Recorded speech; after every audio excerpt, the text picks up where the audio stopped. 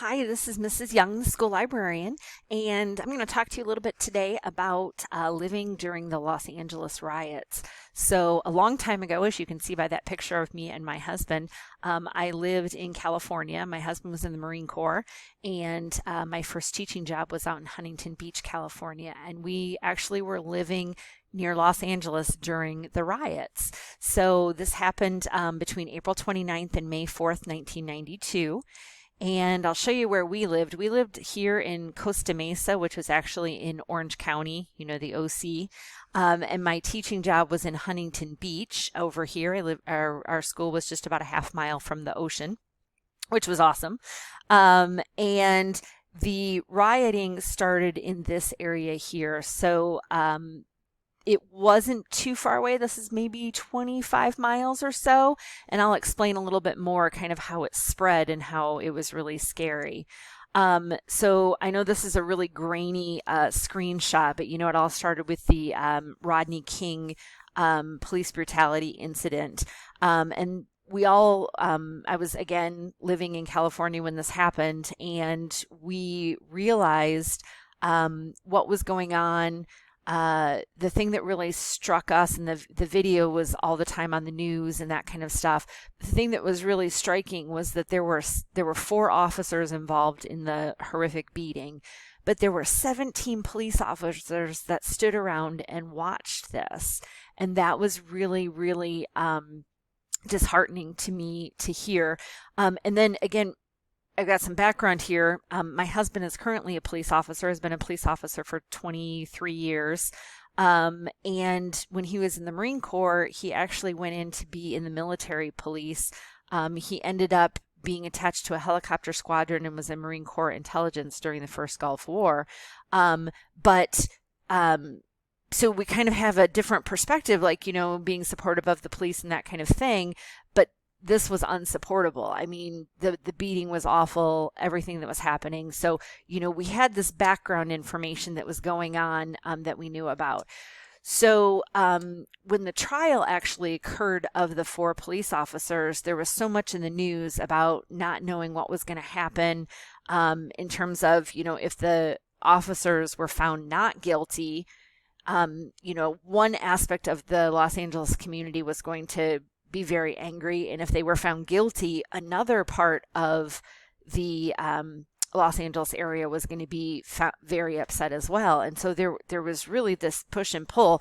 But of course, maybe as you know, the 4 officers were acquitted. They were found not guilty, and everything just erupted. And the first thing I remember from this whole incident, and keep in mind, we didn't have social media. We didn't have anything but news shows on TV, and that was really it. That was how we got our news. There was no internet even. And so what we had to do was we were watching TV, and again, I know this is a real grainy shot, but this is what I remember.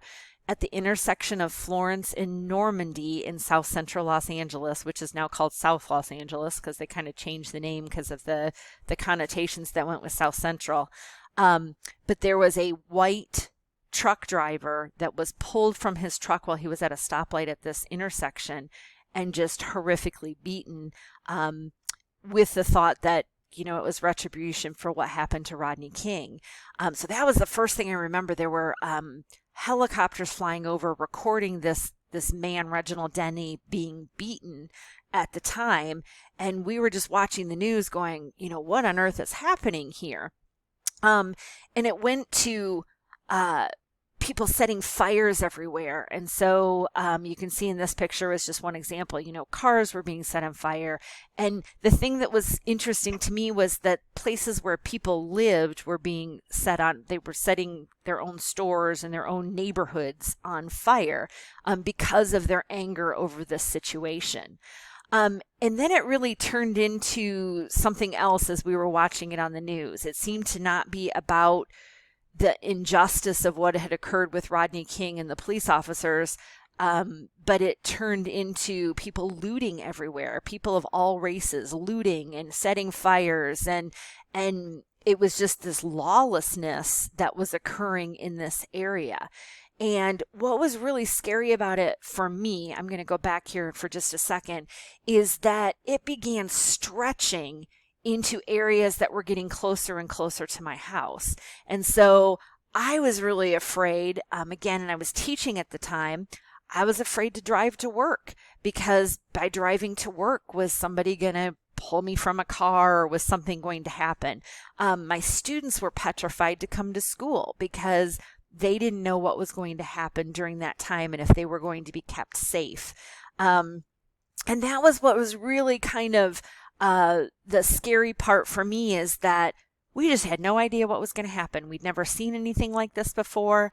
We weren't sure what was going to occur. We understood the injustice of it, but didn't necessarily understand the lootings and the beatings and the fires and all of that kind of stuff. So it actually got over here to Long Beach, which is about 10 miles from where I lived. And actually, I was going to have a teaching job in Long Beach. I did some substitute teaching there before I got a job in Huntington Beach. So I knew the area, knew what it was like. And so, that whole thing as it was getting closer was a little scary. And then Rodney King came on the TV, the news, who was, he was the one who was involved in the beating, and he said, "Can't we all just get along?" And I wanted to show the video for you, but it won't record and you can't hear it. But I encourage you, just go to YouTube and look up, Rodney King during the riots, or "Can we all get along?" It'll pop right up for you. But that was so moving because you had the person who everybody was, fighting over, I guess, and he's saying, "Please stop. Can't we just get along? Can't we work together? Let's stop hurting one another." And I thought that was a really great statement from him. It was ridiculed a lot. But I remember thinking at the time, living through it, like, oh, maybe people will listen to him now and really kind of help settle things down. The military ended up taking over. In some areas, the National Guard was brought in, the Marines were brought in to help the police, who didn't really seem to be stopping or trying to stop any of the problems. We're just kind of all letting it happen. So my husband didn't know at the time if he was going to have to get called in to help take care of things there. So that was a little concerning as well. Overall, it was a few days. We got over it in terms of the rioting finished, and we weren't as scared anymore.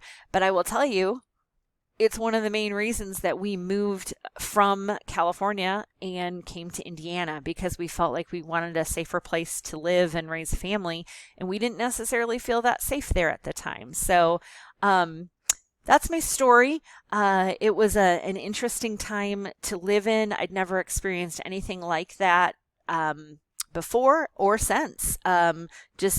Just being there and being worried and wanting the rioting to stop. So thanks for listening.